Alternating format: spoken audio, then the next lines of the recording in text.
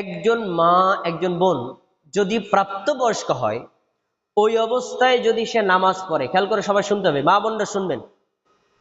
এরপরে ওয়াশাইউম মিন শাআরিহা মাকশুফুন, তার একটা চুল যদি ওপেন হয়ে যায়, খোলা হয়ে যায়, এরপরে তাহলে লা তাজুজু সালাতিহা, এই মায়ের এই বোনের নামাজ জায়েজই হবে না।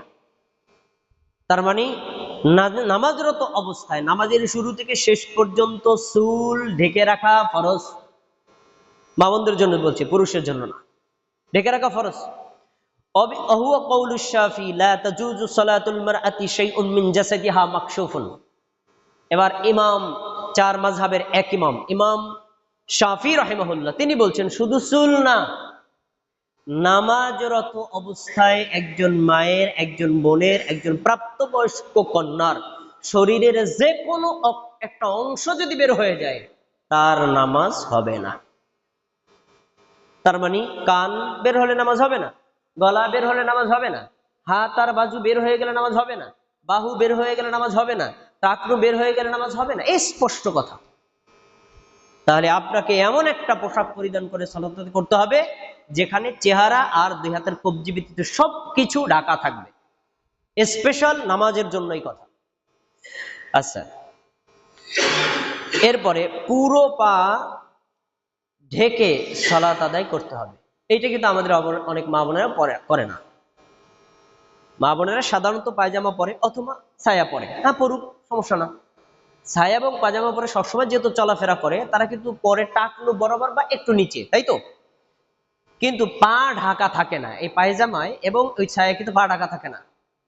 এখন ওই পোশাকটা পরেই যখন একজন মা এবং বোন নামাজে দাঁড়ালেন, তখন তার পাটা খোলা আছে, টাকনুর নিচের অংশের কথা বলছে, পায়ের অংশটা খোলা আছে। এই অবস্থায় যদি সে নামাজ পড়ে, তাহলে পাটা ওপেন হওয়ার কারণে সতর খোলা রইল, তার নামাজ হবে না। দলিল নেন, মন করা বললে হবে না তো। দলিল কি? ইবনে ওমর রাদিয়াল্লাহু আনহু বলেন, রাসূল সাল্লাল্লাহু আলাইহি ওয়াসাল্লাম বলেছেন, মান জাররা সাওবাহু মিনাল খয়ালাই লাম ইয়ানজুরিল্লাহ আযজা ওয়া জাল্লা। কোন পুরুষ যদি টাকনুর নিচে পোশাক ঝুলিয়ে দেয়, কিয়ামতের দিন আল্লাহ তাআলা তার দিকে ফিরে তাকাবে না। এই প্রসঙ্গটা কার? পুরুষের। তখন একজন মহিলা বলছে, ফাকালাত উম্মে সালামা ইয়া রাসূলুল্লাহ, রাসূলের স্ত্রী উম্মে সালামা বলছেন, আল্লাহ রাসূল, ফাকাইফা তাসনাউন নিসাউ বিযুয়ুলিহিন্না, পুরুষ টাকনু খোলা রেখে নামাজ পড়বে বা টাকনু খোলা রেখে পোশাক পরবে, এটা বুঝলাম। নারীদের বিধান কি বলেন দি, নারীরা কি করবে? তখন কলা তুরখিনাহু শিবরান, নারীরা টাকনু থেকে 1 বিঘাত নিচে পোশাক পরবে। খেয়াল করে শোনেন, এই যে টাকনু, এই যে টাকনু থেকে 1 বিঘাত এতটুকু লম্বা পোশাক হবে, তার মানে পা ঢেকে গেছে।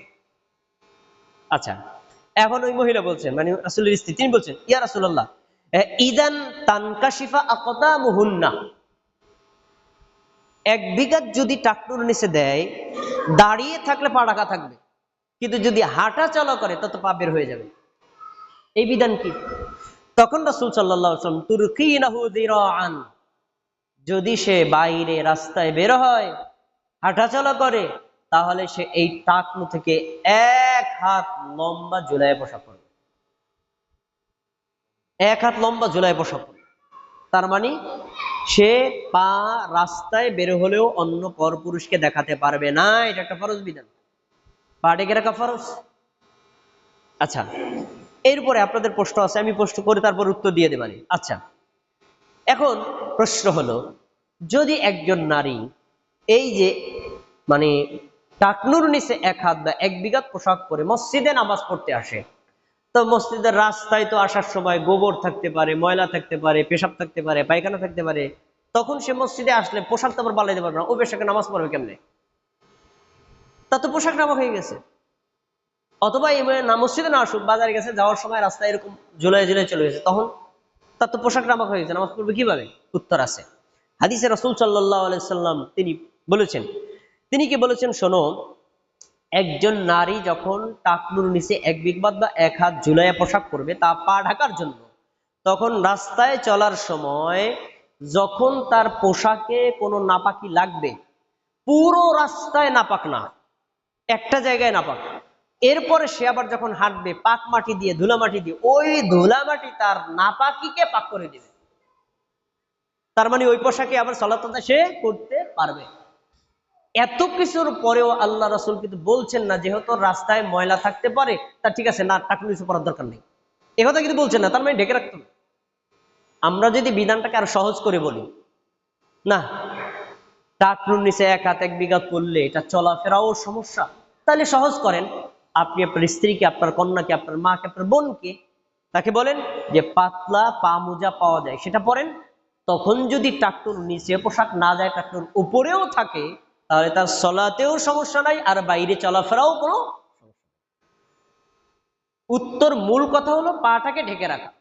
আচ্ছা, এরপরে আসুন, আতর বা সুগন্ধি দিয়ে মসজিদে যাওয়া যাবে না। মা বোনদের কথা বলছি, কিন্তু আতর বা সুগন্ধি, পারফিউম, এগুলো দিয়ে মসজিদে যাওয়া যাবে না। আচ্ছা, প্রশ্ন হলো, মসজিদে যদি না যায়, বিয়ের অনুষ্ঠানে যাওয়া যাবে? বাজারে যাওয়া যাবে? এই হুকুম কিন্তু মসজিদের জন্য না, সব জায়গার জন্য। একজন মা, একজন বোন, একজন প্রাপ্তবয়স্ক নারী ঘর থেকে বের হলে কোনোভাবেই এমন কোন প্রসাধনী ব্যবহার করতে পারবে না যাতে তার শরীর থেকে ঘ্রাণ বের হয়। হারাম, কঠিনভাবে নিষেধ। হাদিস দেখেন, এমন শব্দ ব্যবহার করছেন, এই শব্দে আপনি অবাক হয়ে যাবেন, এই শব্দ এখানে ব্যবহার করা লাগে, কিন্তু নবী তো ব্যবহার করছেন। কি ব্যবহার করছেন দেখেন। আবু মুসা রাদিয়াল্লাহু আনহু বলেন, নবী সাল্লাল্লাহু আলাইহি ওয়াসাল্লাম বলছেন, ইযাস্তা'তারাতিল মারআতু ফামাররাত আলাল কওমি লিয়াজিদু রিহাহা ফাহিয়া জানিয়া। কোন নারী যদি নিজের ঘর থেকে বের হয় এমন পোশাক পরে যেই পোশাকে লাগানো আছে পারফিউম, আতর অথবা সুগন্ধি, এরপরে ঘর থেকে বের হওয়ার পরে এই মায়ের, বোনের শরীর থেকে যদি কোনো পুরুষের নাকে সেই গন্ধটা যায়, তাহলে ওই নারী বেশ্যা নারী, ওই নারী বেশ্যা নারী। কত বড় কঠিন কথা, কত বড় কঠিন কথা। জানিয়া, লোকটা বেশ্যা নারী, আল্লাহ রাসূলের শব্দ, আপনি কি বলবেন? এখন প্রশ্ন হলো, এত কঠোর কথা কেন? এত কঠোর কথা কেন? আপনি আমার নিজের জীবনের দিকে তাকান, তাহলে বুঝতে পারবেন। বাস্তবতার দিকে লক্ষ্য করেন। আপনি রাস্তায় বসে আছেন বা কোনো একটা কাজ করতেছেন, পাশে একটা মেয়ে যদি যাচ্ছে, যদি ওইরকম একটা ঘ্রাণ শরীর দিয়ে যায়, তারপর একটা ঘ্রাণ আসে, দেখবেন আপনার যত কাজ থাকুক একটু এক নজর হলে তার দিকে তাকাই যাবে, কে যায় দেখি তো। এটাই তো হারাম। পরপুরুষকে নিজের দিকে আকৃষ্ট করার মতো যে কোনো ওয়ে ব্যবহার করা হারাম। এটা সলাতের জন্য যেমন হারাম, বাজারে গেলেও হারাম, রাস্তাঘাটে বের হলেও হারাম, যে কোনো কাজে গেলে হারাম। এখন কথা বলে, নারীরা তাহলে কি পারফিউম ব্যবহার করবে না? করবে, নিজের ঘরে স্বামীর সামনে। করবে না কেন? মাহারাম পুরুষের সামনে করবে, বাইরে করতে পারবে। আচ্ছা, এবার দেখেন আরো কঠোর হাদিস আসতেছে। আবু হুরায়রা রাদিয়াল্লাহু আনহু বলেন, লাকিয়াত ইমরাআতুন ওয়াজাদাহা মিনহা রিহাহা তাইয়্যিব ইউনফাহু ওয়ালিযাহা ইসার। আবু হুরায়রা রাদিয়াল্লাহু আনহু মসজিদে গেলেন সালাত আদায় করতে। মসজিদে যাওয়ার সময় মহিলারাও মসজিদে যেত। একজন মহিলা তার পাশ দিয়ে যাচ্ছে মসজিদের মধ্যে ঢুকতে, মানে নামাজে, মহিলা নামাজে যাচ্ছে, কিন্তু তার শরীর থেকে আসছে সুগন্ধির ঘ্রাণ। কার কান নাকে? আবু হুরায়রার নাকে। আচ্ছা, আবু হুরায়রা রাদিয়াল্লাহু আনহু মহিলাকে বলছেন, ইয়া আমাতাল জাব্বার, এ বেহায়া নারী, দাঁড়াও। সাথে সাথে অ্যাকশন, দাঁড়াও দাঁড়াও। কি বলছেন? জি ইতি মিনাল মসজিদ, তুমি কি মসজিদে আসছো না অন্য কোনো কাজে? শব্দগুলো শুনবেন। মসজিদে আসছো মানে নামাজে না অন্য কোনো কাজে? ক্বালাত নাম, হ্যাঁ আমি মসজিদে আসছি মানে নামাজে। আচ্ছা, এবার তিনি বলছেন, ওয়ালাহু তাতায়্যাবাতি, তুমি কি তোমার শরীরের সুগন্ধি দিয়েছো, আতর ব্যবহার করেছো? ক্বালাত নাম, তিনি বললেন হ্যাঁ আমি আতর দিয়েছি। ক্বালা, তিনি বললেন, ইন্নী সামি'তু হিব্বি আবুল কাসিম ইয়াকুলু, আমি নিজে আমার নবীকে বলতে শুনেছি। তিনি কি বলেছেন? লা তুকবালু সালাতুল লিইমরাআতিন তাতায়্যাবাত লিহাযাল মাসজিদ হাত্তা তারজিআ ফাতাগতাসিলা গুসলাহা মিনাল জানাবা।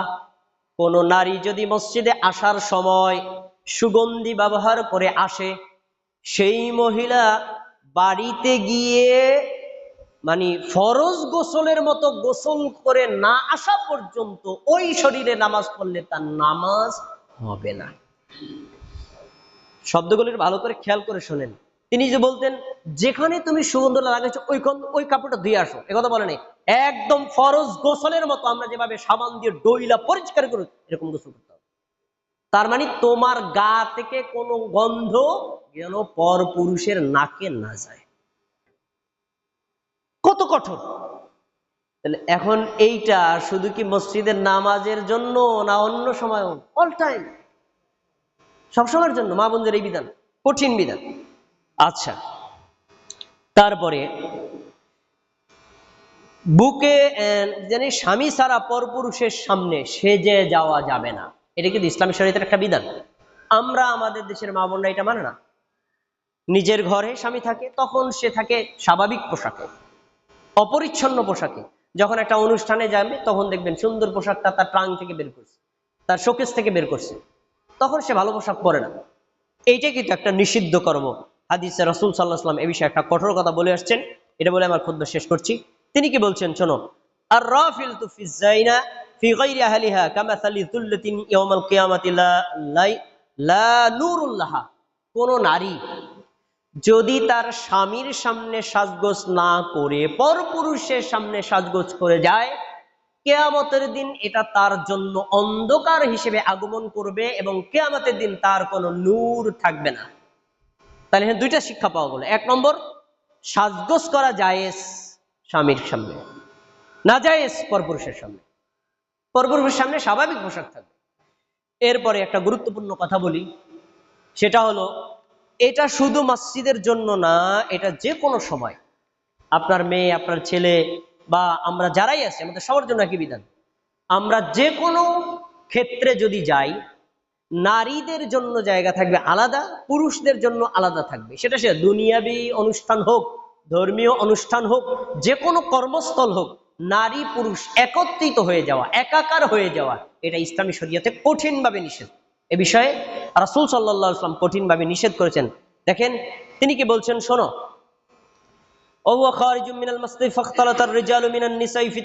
আল্লাহ রাসূল সাল্লাল্লাহু আলাইহি ওয়াসাল্লাম বলছেন, কোন নারী যদি মসজিদে সালাত আদায় করতে আসে তাহলে সাবধান, সে যেন পুরুষদের প্রবেশের রাস্তা ব্যবহার না করে, আলাদা রাস্তা ব্যবহার করো। কেন? পুরুষদের সাথে যাতায়াতের সময় পুরুষ যদি 5 জন বের হয়, তুমি একজন ঢুকো, তার গায়ের সাথে তোমার গা লেগে যেতে পারে। এটা ইসলামী শরীয়তে নিষিদ্ধ। এখন প্রশ্ন হলো, এটা কি শুধু মসজিদে নামাজের জন্য না অন্য সময়ও? অন্য সময়ও একই বিধান।